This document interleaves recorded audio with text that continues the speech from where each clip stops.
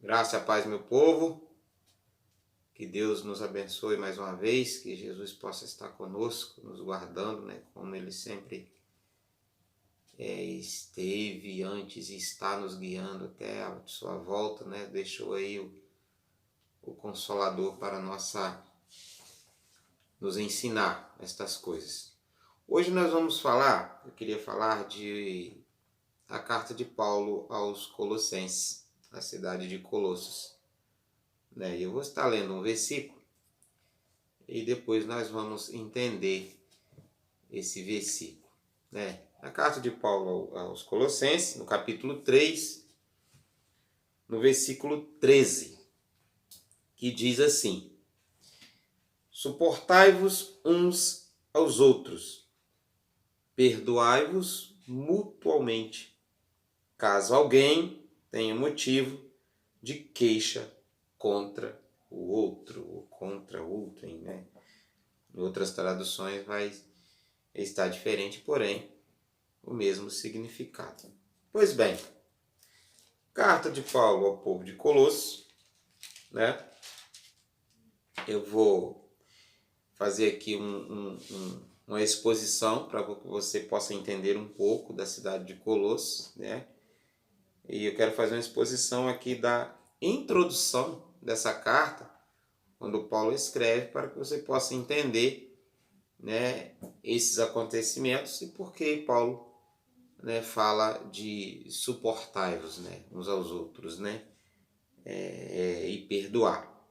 Pois bem, a carta de Colosso, né, ela foi escrita aí, essa carta ela foi escrita aí 60 anos, né, depois de a morte de Cristo e a sua ressurreição, né, e era uma cidade, né, diz que de um comércio tradicional, porém uma cidade decadente, né, que havia muitas coisas decadentes, muitas heresias, muitas das coisas que aconteciam naquele lugar. Né, a Bíblia diz, né, que Paulo não teve a chance, né, de conhecer o povo de Colossos pessoalmente. Está escrito aí na própria carta, Colossenses 2, versículo 1, que ele queria ir ter com aquele povo pessoalmente, mas não conseguiu. Ele não conseguiu. Ele diz também, né, que o seu ministério ali, né, foi pregado, né, a palavra, né, o que ele tinha para falar para aquele povo, né, Epáfras foi das pessoas fundamentais para que o evangelho ali fosse pregado, né, que Paulo depois a visitaria, mas não chegou a conhecer o povo pessoalmente. Enfim, muitas das heresias aconteciam naquele lugar, né? Era a natureza dessas coisas era de ordem, né, sincrética, né, que quer dizer dar sentido ao que é legal, ao que é real, dá outro sentido. Se era ensinado uma verdade, ali o povo dava um outro sentido àquela verdade, tentando desmentir ou fazer com que aquela informação ou com que aquela verdade ficasse tortuosa. E uma também das heresias muito forte que acontecia ali na cidade de Colosso, mesmo depois da ressurreição de Cristo, eles ainda faziam observância ao sábado.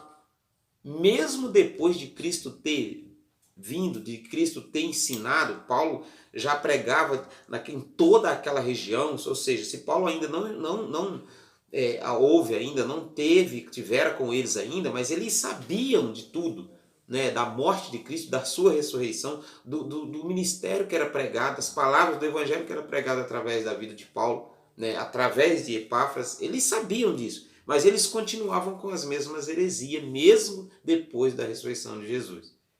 Continuavam com a observância ao sábado, ainda com a prática de circuncisão, ainda com essa prática, né? Adoração a anjos, né? Como antes, eles ainda continuavam com essa adoração.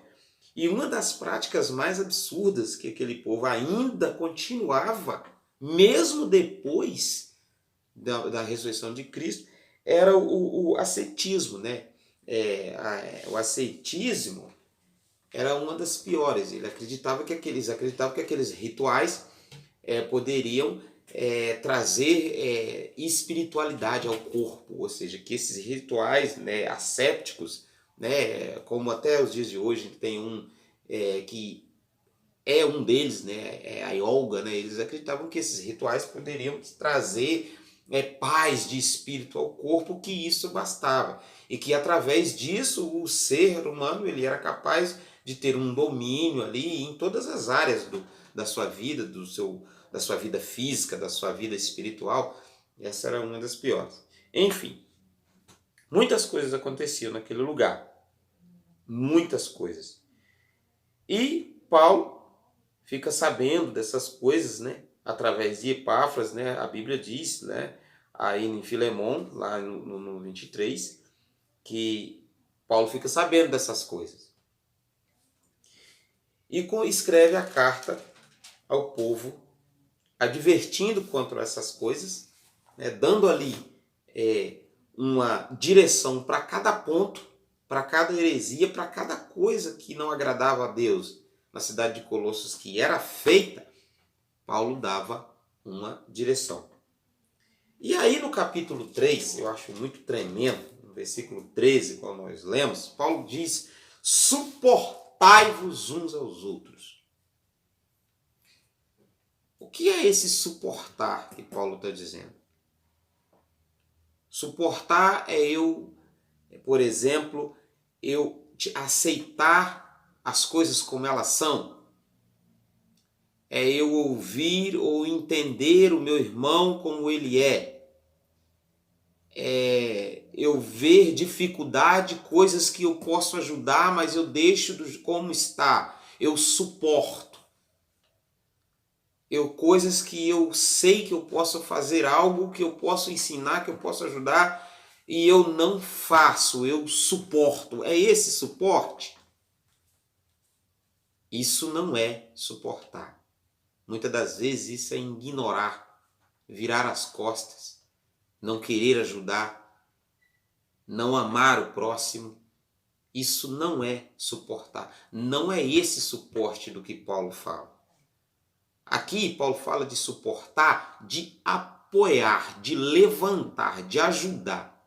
Suportai-vos uns aos outros é ajudar. É você ser suporte para aquilo que a pessoa ainda não consegue fazer ou que a pessoa ainda não entendeu. É você ser base para a afronta.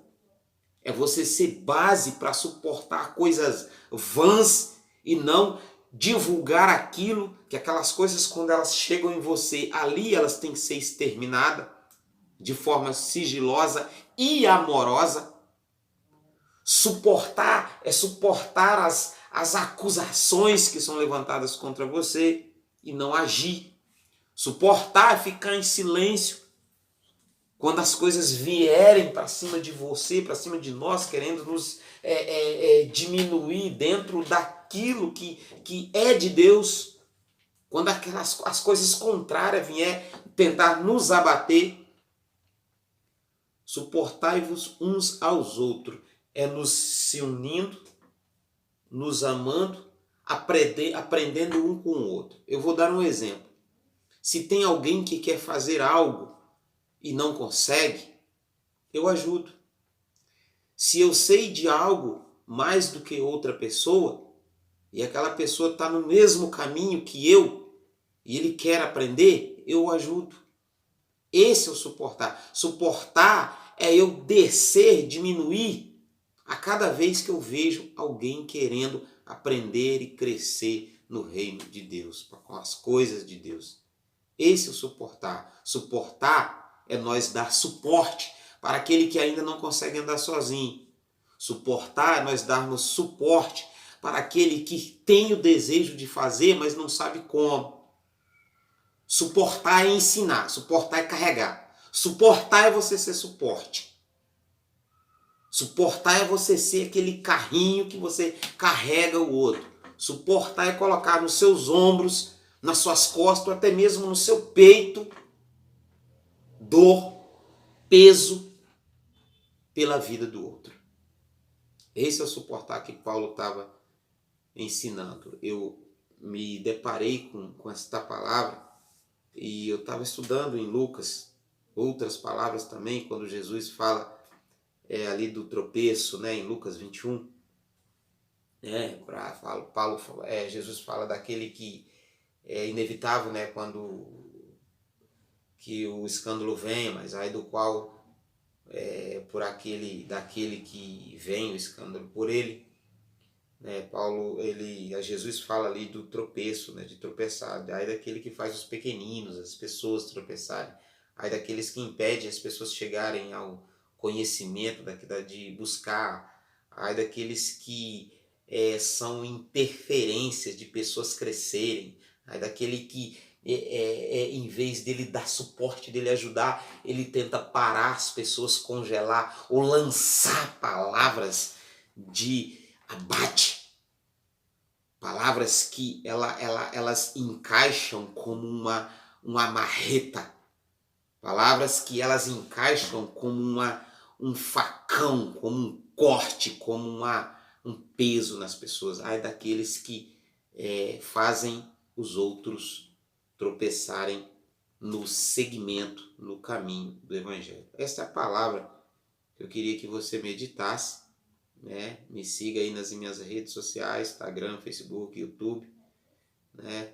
Deixe seu like, né? Compartilhe com as outras pessoas, nos ajude a divulgar o Evangelho, né? Estamos num tempo de aprendermos juntos da palavra de Deus para que possamos alcançar cada dia mais e mais pessoas, para que o reino de Deus possa ser implantado na terra, para que quando Jesus vier buscar a sua noiva, haja realmente um povo santo, separado, remido, e um povo com conhecimento do poder e da glória e da salvação eterna. Amém? Peço que você medite nesta palavra. Leia a carta de Paulo aos Colossos, pois é um livro bem pequeno, muito poucas palavras, muito poucas linhas, né? A carta contém apenas 4 capítulos, né? É tremendo você ler essas cartas pequenas, pois elas vão lhe agregar um conhecimento muito profundo, né? E você vai saber, né, o porquê foram escritas as cartas. Amém? Deus abençoe. Fique com Deus em nome de Jesus.